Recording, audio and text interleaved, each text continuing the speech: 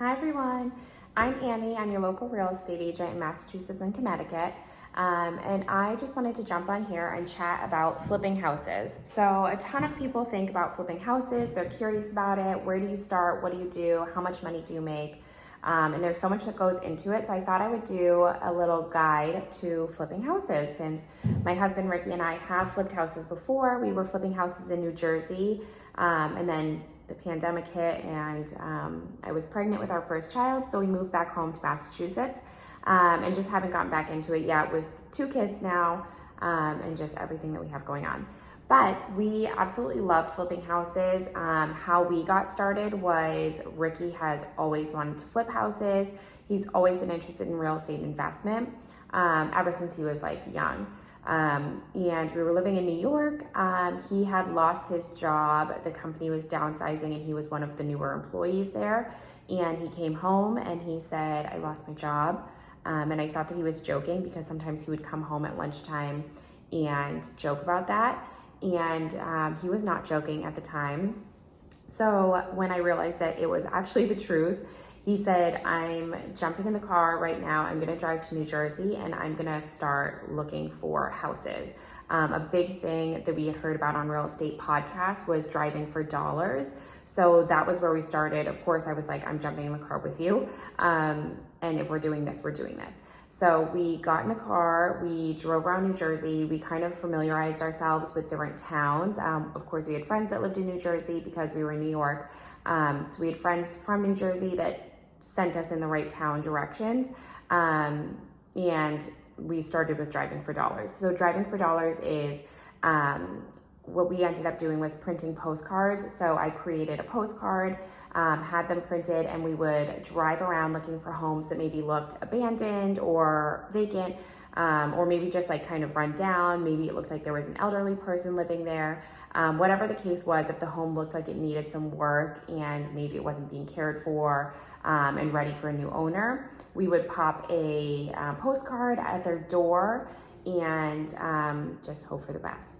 So I think we got 1 or 2 calls from that. Really, it kind of went nowhere for us personally.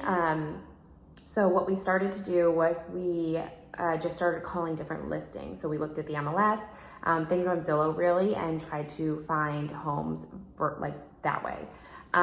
We really struggled with that because there was a lot of real estate agents that would either not answer our phone calls or not return our phone calls, not return text messages about their listings. It was just crazy. We really thought that by calling the listing agent directly, we would have better luck, but that was not the case at all.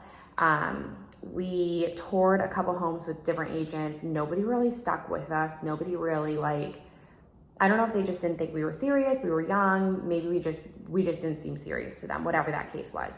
But we finally found a real estate agent in New Jersey that was ready to take us on.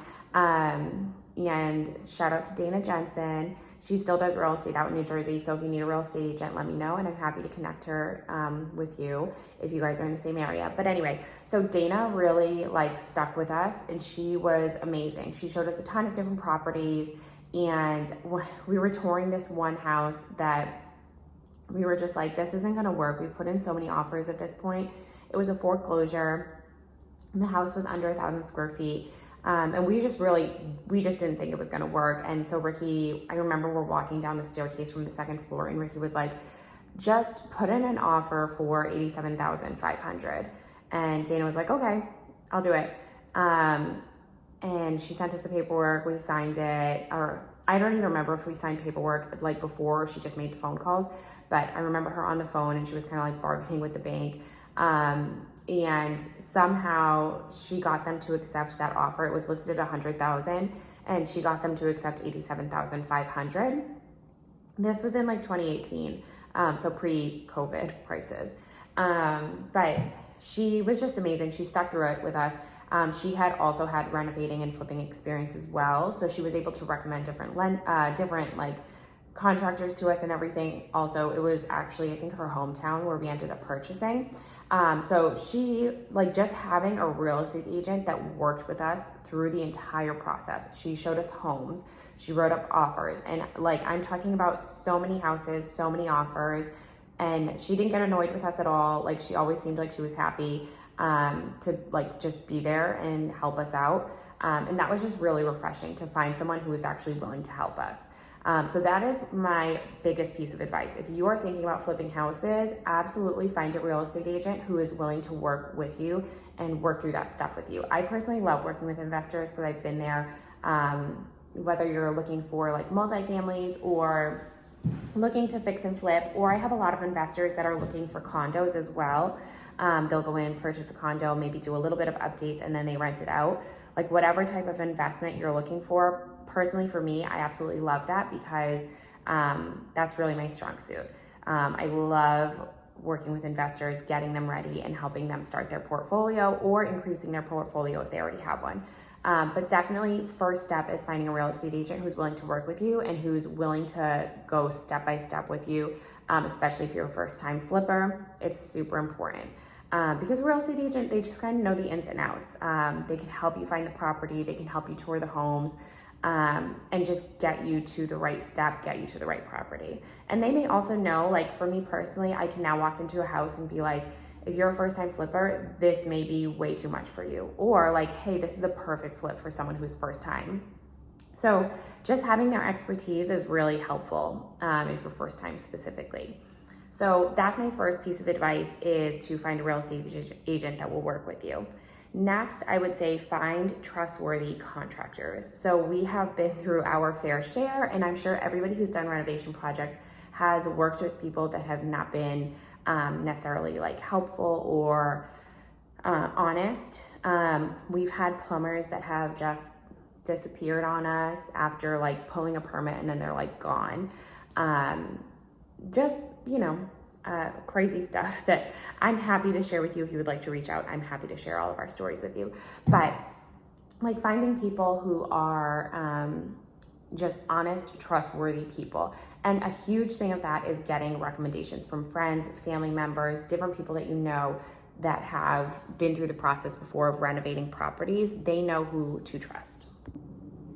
So a big thing with contractors too is I would suggest only bringing them to homes where you're really serious about finding out what the cost is going to be, or homes where you have already have an accepted offer, because you don't want to like have them come out to every single home unless there's a contractor that's like, hey, I'm open to really working with you and I'll go tour homes with you. Or if you're really serious about a home and you want to know before you put an offer in, I'm happy to go give you an estimate. Like if you have a contractor like that, absolutely utilize them to make sure that you've got those numbers. But otherwise, try to get kind of general costs from them and see like if you can get generalized ideas of what the cost will be for homes. And that way they don't have to come to every single showing with you, or like you don't want to have to waste their time, because contractors can definitely be a little finicky about that too.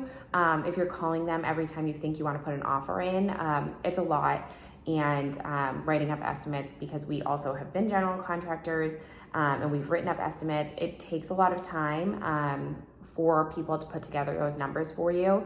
And if you're not buying that home, or you put them through it a bunch of times and then maybe you don't end up purchasing a home for like a year or 2 years or never at all, it's a bummer for them. So definitely only ask contractors to come and tour homes that you're really serious about, or if you've already got an offer accepted.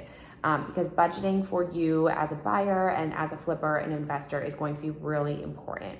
You want to know what the costs are going to be. Do you need to refinish hardwood floors, or do you need to put all new flooring in? Do you need to put new carpets in? Are you going to need all new windows? Do you need a new roof? Do you need new mechanicals? Is it just a cosmetic update and you just have to paint the house and do a new kitchen and new bathrooms? Like, what are the important things, and what are you going to need to do in order to get your return on investment and sell that home once you finish renovating it? So definitely knowing what it is that you want to do when you purchase the home and what your goal is as well. Sometimes for house flippers, they're purchasing a home, they're doing renovations, and then they're going to keep it themselves and rent that out. Or if you're flipping a house and you're going to renovate it and then you want to sell it, you need to know what the best return on investment is. So those are things that a real estate agent can also help you with as well. And just having an out, like knowing that if you renovate this house and it doesn't sell, what is your plan B? Are you going to rent it? Are you going to keep it for yourself and move into it? Like, what's the plan B? You always want to have a backup plan just in case if you're planning on selling it and it doesn't sell, you have a plan in place. So you don't ever want to lose money on a flip, but the reality is you probably will. Unfortunately, we've definitely lost money. It's a learning game. And it's not a fun one when you lose money, but it's just the reality of flipping houses. You need to kind of, like for us, it was a learning curve because we are people that go in and we really want to do the absolute best job. And we don't want to put a Band-Aid on a property. Like, we'll go in and we'll look at the mechanicals. We're looking behind the walls. We're making sure that everything works. Everything is safe.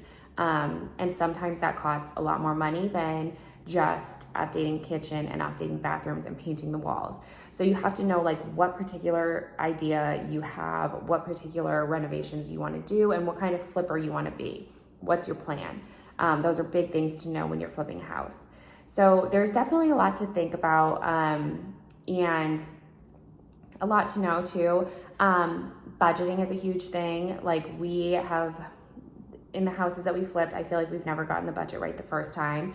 You just kind of never know. So like the first house that we flipped, we opened up the walls and there was brick insulation. Like, brick was used as insulation. That's how old the house was. We had to remove all of that brick because we had already opened up the walls. So we had to remove all of that, and the dumpster cost for that was insane. Like, dumpsters, we've pretty much always gone over on because you can fill it to a certain amount for most companies. And then if it's over a certain weight, they're going to charge extra for dumping it. And so obviously dumpsters filled with bricks are pretty heavy. So like, we've always gone over on dumpsters. Like, you need dumpsters constantly at job sites. You're constantly filling them up, and they're constantly coming to pick them up. So like, different things like that are huge costs that you may be like, oh, I can flip this house and I'll only need 1 or 2 dumpsters. No, we've needed like 4 to 6 dumpsters, like 10 dumpsters. Like, you need a different dumpster for concrete versus like regular trash, or like, so there's just different things that you learn as you're going. And then different trades too. Like, you may have a plumber or an electrician come in and they're like, hey, like, this renovation, all you need to do is X, Y, and Z. And then they start the project and they find issues, and that's going to add up also. So you need to have a buffer in your budget as well, so that you're comfortable knowing like, hey, I planned on spending $85,000, but actually we're going to need to spend $100,000. Like, we've always gone over in our budget. And then you just hope that what you spend will come back on the return on investment. And then design-wise, it's definitely important to know where the trends are, what people are looking for. Clean, simple. They want to know that they can move right into the house, and just things like that. And definitely, again, I know I keep saying it, but like, real estate agents, that's where they can help because they know in that particular market what someone is looking for. So flipping a house is definitely a lot of fun. It's a lot of work. Ricky and I have spent hours and hours and hours flipping our houses. From our first one to our last one, we would be there overnight, nonstop, every single day, 7 days a week, which is why we don't do it right now with our children, because it just takes up a lot of time. We always acted as the general contractors and we did the majority of the work, and that saved us money. But if you're not going to be the general contractor, you need to budget for that expense. And another thing that we learned too is painting a house is a lot harder. I know everybody has like paint parties, but we're just not good at painting. So you need to know those things too, because we had people come to our last house that we flipped and say, oh, are you going to paint the house before you sell it? And the answer was it was already painted. Just couldn't tell. Like, that's how bad we are at painting. So like, some jobs you need to hire a professional for, and some jobs you can do yourself. And you need to know what those jobs are, absolutely. Because you don't want to spend more. Like, we have had to have professionals come in and fix the paint job that we did because it wasn't good. And that cost us like triple what we had planned on spending. So there's just so many factors that go into it. Working with professionals is a huge thing because they can go into a house and tell you, hey, this is what you're going to need. This is what you might need to spend. And just knowing those things is going to help you out tremendously, especially when you're a first-time flipper. So if you're thinking about flipping houses, if you're an investor, if you want to talk about different ways to invest, buying condos, buying multifamilies, buying single families and renting them out, or flipping houses, I'm so happy to chat with you and talk you through the process. What can we do to get you where you want to be? And yeah, so if you have any questions, let me know. I'd love to chat with you.